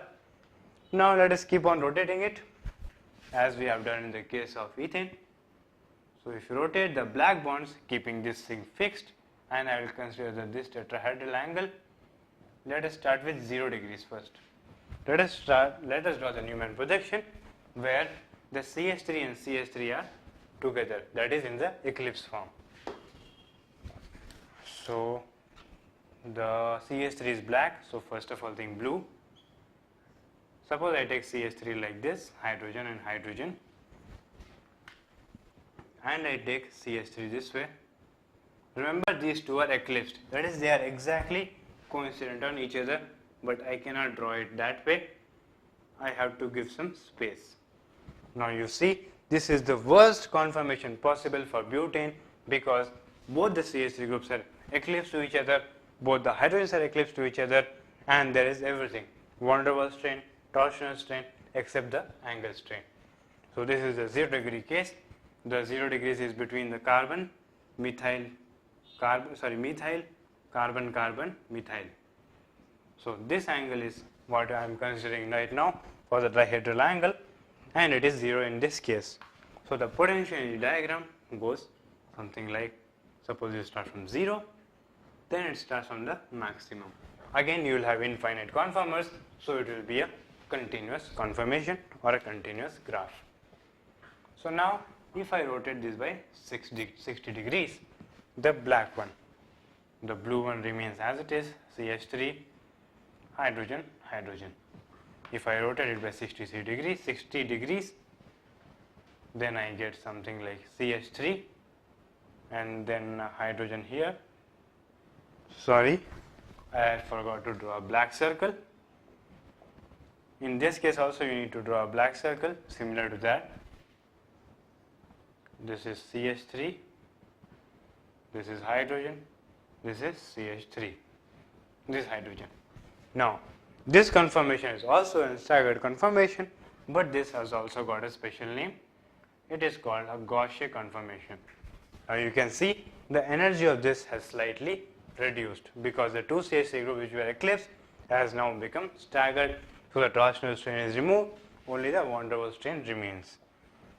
So now the black one goes to a minima, because now again if they start coming, it becomes 120 the angle, then again the eclipse conformation will come, and in that case again you will have something called torsional strain. So that is why there is a minima, and again after the eclipse will be occurring at, the minima will be occurring at 60 degrees and then the maxima again, but this maxima will not be same as this maxima, because in that maxima this CH3 will be aligning with this H and not the CH3. So this maxima is having a little small value. Let me draw it like this. Fine. Now finally when the CH3 comes here, we get the anti-conformation, and that is having the lowest energy of all. So the potential diagram for butane is something like this. Now why is anti having the least energy? That is because van der Waals strain is minimum in case of anti. The two CH3 groups are farthest away from each other. Even if they rotate slightly like this or it rotates slightly like that, the van der Waals strain will increase, and hence the energy of the molecule will increase. That is why this minima refers to the 180 degree conformation, which is the anti-conformation. So we have two minimas, one is anti and these two are Gaussian, and again we have this minima which is our eclipse conformation. This is our eclipse, this is Gaussian, and these two are partially eclipsed. Why? Because partially the CH3 and H are aligned to each other and not the CH3 and CH3. So this was the conformation analysis of butane, which we have completed successfully. We have studied this graph, potential energy diagram, and that is it. Now we go for the most important one, that is the cyclohexane. Now in cyclohexane, first of all thing, we have a problem, that is we have an angle strain. So now we have to do something to solve that angle strain. So that means we have to choose a conformation in which the angle strain is the minimum. The first thing to realize, to find out which is the which is the most stable conformation for cyclohexane, is that to understand why the angle strain is happening. Now the angle strain is happening because of the planarity. Because of the planarity of the cyclohexane, the bond angles are becoming 120 degrees. Like if you draw the cyclohexane, it is regular hexagon and the angle will be 120 degrees, which is much different from the regular tetrahedral angle of 109 degrees. So this is causing a lot of angle strain. So what is the remedy? The remedy is you can make the cyclohexane ring non-planar, or it can become non-planar such that at least the bond angle, the case of the bond angle and the angle strain will be solved, so that the bond angle exactly becomes 109 degrees and there is no angle strain. So we have to search for such a conformation. Now scientists have already searched and they have found out the most stable conformation for cyclohexane is the boat form. That is, should take something like this. Now this conformation of cyclohexane is the most stable conformation because this is the boat form, and here there is no angle strain, there is no torsional strain, and the van der Waals strain is the minimum. Now there are many other conformations of cyclohexane because we know that there are infinite conformations for a molecule, but in all those conformations either angle strain will be present, or there will be some torsional strain, or the van der Waals strain will be more than the boat conformation. So the best conformation available to us is the boat conformation, and we are going to study that in detail. Now this thing, sorry, not the boat one, this is a chair conformation. Why? Because it looks like a chair. And now how is this conformation different than the planar conformation? Let us see. Here these 4 carbon atoms are in a plane, no problem, just like the cyclohexane ring. But these 2 carbon atoms are no longer in a plane, and now but this is below the plane and this is above the plane. So if you take the cyclohexane ring, keep these 4 atoms in the plane, push this thing below the plane and pull this thing above the plane, then you will get some conformation like this. And this, as it is observed by the scientists, is the most stable conformation. Now this is the conformation, and we should do some changes to it to understand how this conformation affects the properties of cyclohexane and other stuff. Now here there are hydrogens present in this manner. There are many hydrogens present. There are totally 12 hydrogens, and all the 12 hydrogens will be present in some or the other manner. If you magnify this particular carbon, this is something like this, this is something like this. The hydrogen which is present is something like this and something like this. Now this angle, as you know, is tetrahedral angle, and it also looks like it has achieved the tetrahedral angle through the chair conformation. So this angle becomes 109 degrees. Now this hydrogen is called the equatorial hydrogen, and this hydrogen is called the axial hydrogen. And it is observed that for all the 6 carbons, whatever you have, you will have 1 axial hydrogen and 1 equatorial hydrogen. That means you will have 3 sets of axial hydrogens and 3 sets of equatorial hydrogens. Now these equatorial and axial positions are very, very important for the reactions of cyclohexane. Now if I draw all the hydrogens, you have to draw a magnified view. This is something like this, this is something like this. Now these 2 bonds will be parallel. This is something like this. This is something like this. These 2 bonds are parallel.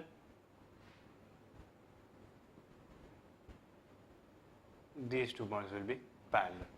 Now if I draw the hydrogens, to maintain the tetrahedral structure, the hydrogens must be this way. For here it must be this way and this way. Here it must be this way and this way. Here it must be this way and this way. and here too it must be this way and this way. So this hydrogen is actually below the plane of the carbons, this hydrogen is above the plane of the carbons. Similarly, this hydrogen is above the plane of the carbons and this hydrogen is below the plane of the carbon. And this hydrogen, although it appears below, it is above the plane. And the tetrahedral structure is not good like this. If you are drawing the tetrahedral structure, then you have to draw this hydrogen like this and this one like this. So we have alternating top and bottom hydrogens. That is, this axial bond is top above the plane, this axial bond is below the plane, and this axial bond is above the plane, this is again below the plane, this is on that side, this hydrogen. Now similarly, this axial bond is below the plane, this is this way, tetrahedral above the plane, this is again below and above similarly. So we have alternating axial above hydrogen and equatorial above hydrogen. So this hydrogen and this hydrogen have got minimum repulsion, and if you draw the Newman projection along any bond, you will achieve that it is an perfectly staggered conformation. So the torsional strain is gone, we are seeing that the angle strain is also gone. What about the van der Waals strain? Yes. Now the question is whether this hydrogen and this hydrogen or these two hydrogens have the van der Waals strain or not. Yeah, they actually have. If you consider any these 1, 3, suppose I name this carbon 1 and this carbon 3, then these two hydrogens are having some interactions.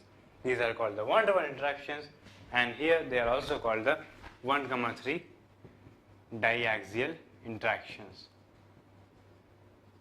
Diaxial interactions. Although these interactions are quite lesser in magnitude in this case, but if you substitute a bulky group over here, something like CH3, similarly over here, something like CH3, then you will have some problems, because these two CH3 groups are now having the 1, 3 diaxial interactions. There is a lot of van der Waals strain, and that leads to the instability of the molecule. So now what should happen? So how can we improve this? How can we reduce the van der Waals strain? We can do that by putting the groups in the equatorial position, because in equatorial position we don't have the so-called 1, 3 diaxial interactions. So let me keep this H and this also H. Let me change this hydrogen and this hydrogen. This has become CH3 and this has also become CH3. Now this is on the other side and this is on this side. This is below the plane, sorry, this is below the plane and this is also below the plane. But although this CH3 is this way, something like this, and suppose you consider the other CH3 that is this way, pointing completely away from each other. So although they are also below the plane, but they are not kind of parallel to each other.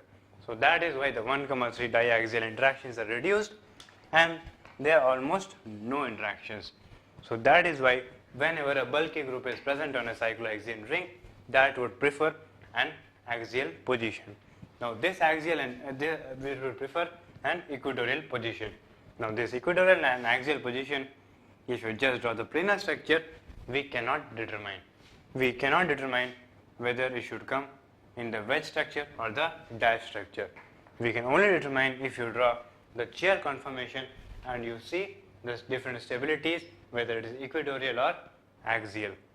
So this was a case of disubstituted cycloalkanes. Now this disubstituted cycloalkanes show some special properties about the isomerism also. We can have cis trans isomers in these conformers. We can very easily analyze which is the most stable conformation for cis, for trans, etc., etc. And we do have optical isomerism over here. So let us see. Suppose, okay, let me give this structure as it is because I have drawn it nicely. I will remove all this. I will remove this also. let the bonds be this way. I will just complete the bonds, hydrogen, hydrogen. Now this is a hydrogen and this is a hydrogen which is down. So we see tetrahedral structure at each and every carbon. But now we need to study the disubstituted cyclohexanes. Suppose we have two Cls. One Cl is present in this way in the top, and this Cl is also present at the top. We know each of the carbons is tetrahedral.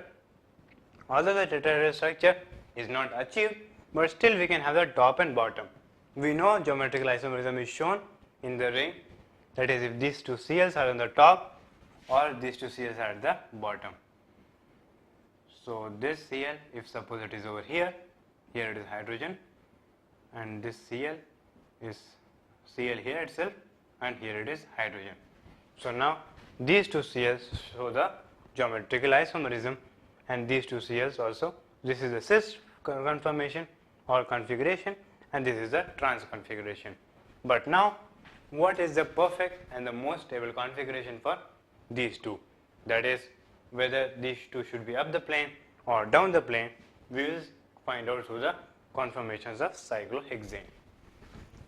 Now this chair structure suggests that if suppose I take my first carbon this way, so the groups are present at the 1, 4 position. 1, 2, 3, 4. That means the chlorine should be present at the 1, 4 carbon. First carbon, the chlorine is, let me see, the best possible position is the equatorial position. So let me put the chlorine in the equatorial position. What about this chlorine? Now this chlorine is having both are up the plane. So that means here the equatorial position is up the plane, here it is down the plane. That means if here the chlorine was present in the second carbon, it should be present at this position, at the axial position, because both should be down the plane of the 4 carbons. Now let us go towards the third one. Now here the chlorine should be present at the equatorial position, because both should be down the plane or up the plane, that means on the same side of the plane. Now here what happens is, here we have an axial group which is down the plane, that means the chlorine must be present at the axial positions. So these two chlorine, one is present at the axial position, one is present at the equatorial position. So this and this have got some very less repulsion, but still there will be some repulsion. And what about the cis-trans isomerism? So this two are trans-cis in nature, although by looking at this we see that they are trans. But don't confuse, you have to clearly see whether this is down the plane or this is up the plane. Now that is a very confusing thing in cyclohexane structures, whether this is cis structure or the trans structure. Now for the cis structure, one is up the plane and another one is down the plane. That means they can have the most stable configuration, that is the chlorine present at the equatorial position. So now these two chlorines are present at the equatorial position, and hence the cis structure is more stable than the trans structure. So in this way we have answered one very important question which we cannot answer through this. Which conformation is more stable, cis or trans, for 1, 4 dichlorocyclohexane? We see that for cis structure the two chlorines are present at the equatorial positions, and for trans structure one chlorine has to be present at the axial position, which is not a very nice position due to the 1, 3 diaxial interactions. So that is why the cis structure is more stable than the trans. That question cannot be answered by looking at these two structures, but can easily be answered through this structure. Similarly, you consider for 1, 3, 1, 2 and all those, and I leave the 1, 3 part. Let us go to the 1, 2 dichlorocyclohexane. You can very well analyze the 1, 3 conformation by yourself, and if you have any doubt, please see the part for 1, 4, your doubt will be clear. Now let us consider the 1, 2 dichlorocyclohexane. Now 1, 2 dichlorocyclohexane. Now in this case we will look at the optical isomerism and not the geometrical isomerism.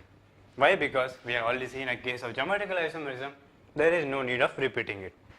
So let me draw the structures clearly over here. That is, we have one chlorine, okay, let me draw it here itself, down the plane, and one hydrogen which is like this. Here we have one hydrogen and one chlorine. Now this chlorine I will put it up the plane, and this chlorine hydrogen like this. Now tell me whether this compound is optically active or not. Yes, the two carbons are optically active, no doubt. All are having different groups on all the four sides, but if we are having two optical centers, please remember that there is a possibility that there will be a plane of symmetry or a center of symmetry. But in this case, we observe that there is no plane of symmetry, neither that there is a center of symmetry. If you want, just pause the lecture and calculate and see. Now we draw this conformation over here and see how the conformation looks like. So this is the optical isomerism. We want how the enantiomer exactly looks like. We will get a very interesting result over here. That is why I am taking this question. Now this CH3 can be removed, it was not required earlier. Now this Cl and this Cl. Here hydrogen is present, here also hydrogen is present. Now this Cl and this Cl are having trans structure. So if this Cl is down the plane, this Cl must be up the plane, which is something like this. This Cl should be written over here like this. So this is the conformation right now for the Cl and Cl.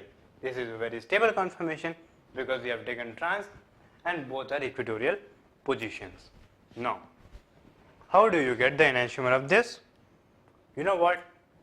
Just by looking at this, you can get the enantiomer of this. There is a phenomenon in case of cyclohexane rings which is called the ring flipping. Now, if you want to draw the enantiomer of this compound, what you just do it, you flip this ring. Now, what is ring flipping? Now, the ring flipping is just another conformation. Suppose this is our cyclohexane ring. If you are flipping the ring, then this ring flip converts it into this kind of conformation, where each hydrogen shifts by one position.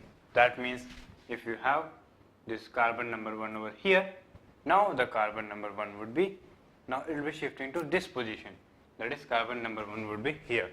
And what happens here is all the equatorial bonds become axial bonds and all the axial bond becomes equatorial bonds. So that is the case of ring flipping. Ring flipping. And now if you just flip the ring for this case, this is 1,2 dichlorocyclohexane. If you flip the ring, then and if you draw the enantiomer for this compound and compare the two conformations, you will observe that they are exactly the same. And now what is the significance of this? The significance of this is that by just ring flipping, we have got the enantiomer of this compound. And we know that enantiomers exhibit optical activity. And here these enantiomers cannot be separated or isolated. We know that two isomers can be very easily isolated, but here these are not exactly isomers, they are conformers. So we call them conformational enantiomers. So two configurational isomers or two configuration enantiomers, suppose D-glucose and N-glucose, they can be isolated from each other. But these two enantiomers, the trans form of 1,2 cyclohexane exhibits optical activity, and the cis and the D and L form, or you can say the R and S form for this, the two enantiomers cannot be isolated because they are formed due to the ring flipping. And ring flipping is just another conformational change. Suppose this the dihedral angle changing. In case of ethane, a small shift in the angle, something like that. Similar to that, this is a conformational change, and hence that occurs due to a very small energy change, and these two will not exhibit or will not be isolated, and hence this mixture is called a racemic mixture. This, although this compound is optically active, it will always be in equilibrium with its other enantiomer, so that this compound does not show optical activity, and due to external compensation we get a racemic mixture. So if you want to calculate the optical activity for this 1,2 trans dichlorocyclohexane, then you will not be able to calculate it. That is because we have got an enantiomers due to the conformational change. So in a solution, both will be existing in this equal amounts, and hence you will not get any optical rotation. That will be a racemic mixture. So that is a very important property of this, that it has conformational enantiomerism, but not configurational enantiomerism. To understand this point very, very clearly, because this is a very beautiful example where you can see what is the difference and how the two enantiomers can be. Enantiomers are isomers or can be conformers also. Enantiomer is completely different from whether it is isomer or conformer. You just need some little bit amount of energy difference for two configurations to be different, and if the energy difference is small enough, you get conformers. If it is large enough, you get isomers. So this is a very important point which explains the difference between isomers and conformers, except for some few reactions which are not so important for JEE, but definitely they are quite important for the boards. So there are some 2-3 reactions of alkanes. As we know, alkanes are not that much reactive. We have studied the chemical properties, the halogenation of alkanes, but that is only just one single reaction. They also show some of the reactions which are not so important for our JEE. For example, aromatization. Aromatization, as you can guess, it is the formation of an aromatic compound from an alkane. Aromatic compound we have studied in the basic principles of organic chemistry lecture, that a compound which is having a benzene ring, for example, a planar compound which is having resonance in the whole ring is said to be aromatic. Example is a benzene. So let us see how we can achieve this aromatization. Normal hexanes or higher hexane or higher alkane, when subjected to higher temperatures, higher alkanes, when subjected to higher temperatures in the presence of AlCl3 and hydrous AlCl3 in the presence of HCl. So, aromatization, this catalyst is not used. Aromatization is simply in presence of a very high temperature, some 10 to 20 atmospheres pressure, and you can have a catalyst, for example, molybdenum oxides or even vanadium oxides, chromium oxides. All these will help in the aromatization process. The process is very simple. From N-hexane you are going to give a benzene. So N-hexane, we can draw it like, I am drawing it in a benzene form itself so that it is easy to visualize. C, 3 carbons, 4, 5, 6. So this is our N-hexane. Instead of a straight chain, I have drawn it in a circle like this. Now all these conditions you can apply. 773 Kelvin. The temperature can vary. It is just to represent there is a very high temperature, and you have a very high pressure. Normally 1 atmosphere pressure we have in the beaches and everywhere. Now we are giving 10 times that pressure, 10 atmospheres and some catalyst, just to increase the rate of the reaction. What we get is simply this. So that is it. It's very simple aromatization reaction. The next reaction is the isomerization reaction, and in this reaction the catalyst which I have just mentioned, that anhydrous AlCl3 HCl, that would be used. So let us see that isomerization So we have, suppose consider N-butane. If we consider this normal alkane and we subject it to this catalyst, or you can say this reagent, anhydrous AlCl3 in the presence of HCl, what we get here? We get different branched isomers, and the major product is this. Very simple name, 2-methyl propane. So we see the N-butane has actually isomerized into one of its positional isomers, and actually this is a structural isomer because the parent chain is 3 number, so it is a structural isomer. So that chain isomer, sorry. Anyway, position and chain both are structural isomers. This is not a position isomer, remember, this is a chain isomer. So this was a simple isomerization reaction. Now there are 2 more reactions, another very simple reactions. One reaction is called pyrolysis.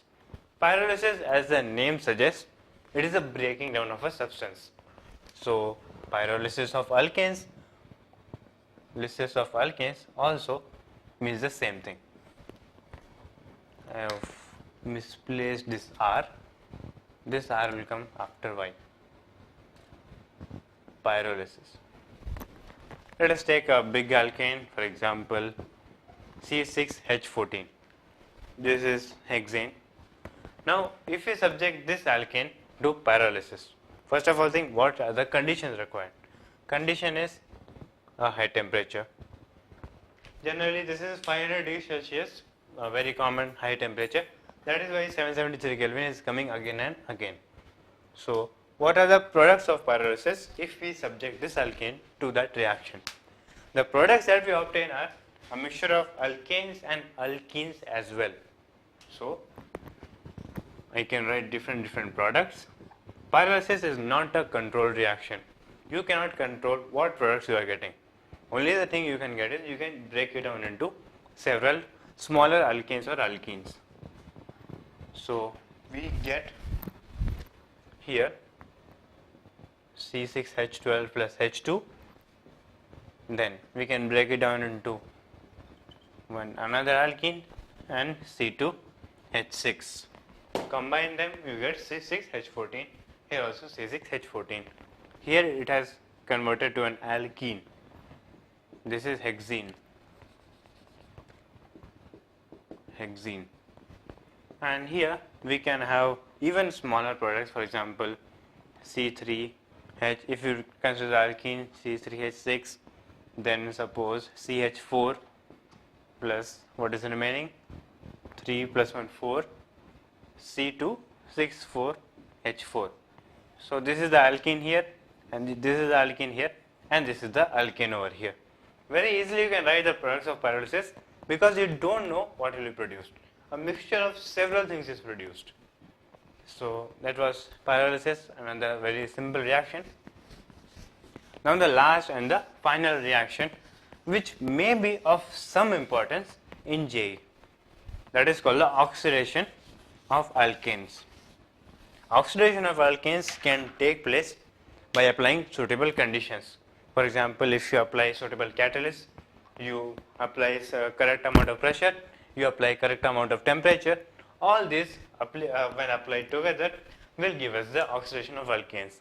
And alkanes, as we know that they are not so much reactive, that also implies that they are not very much reactive towards oxidation. Oxidation is very difficult for alkanes. So we need to have some high temperatures and pressures to create the vigorous conditions that are required for the oxidation of alkanes. So we have oxidation. Let us say I consider this reaction 2CH4 plus O2. The catalysts which are required for this are copper, some temperature, and we have this much of pressure. Look at this pressure. It is 100 atmospheres of pressure. It is a huge pressure. That much vigorous condition you require for the oxidation of alkanes. So once you oxidize this, what you get is actually this. HCCH3OH, that is the methyl alcohol. And similar CH4, if you treat it with oxygen, but if you change the catalyst, if I change the conditions and if I change the catalyst, I put this, then my products are different. What I get is, I will get an aldehyde, formaldehyde. Here I got methyl alcohol, 2 molecules of methyl alcohol, but here in this case I will get an aldehyde. One more example is if I take ethane, CH3 plus oxygen, and the catalyst required for this process are CH3CO thrice Mn, and the products which will be obtained is interesting. We get an acid. So CH3COH, 2 molecules plus 2 water, and if you balance this, I think it will be something like this. So you see CH4, CH4O2, same thing, we get alcohol, acid, and here if I just change it to ethane and change the reaction conditions, I will get acetic acid. So quite interesting, the oxidation of alkanes. Again, this is a very simple topic, not so important, but it might come as single choice or multiple choice in JE, so that is why it's important to take it. That's it, this was the end of the lecture. We have studied alkanes, their properties, chemical properties, physical properties, and also about cycloalkanes, and these were some additional reactions which I have given at the end of the lecture. So I hope you have liked it, and please go through all the concepts because they are really important. If you want to solve the problems, you need to remember each and everything. Thank you.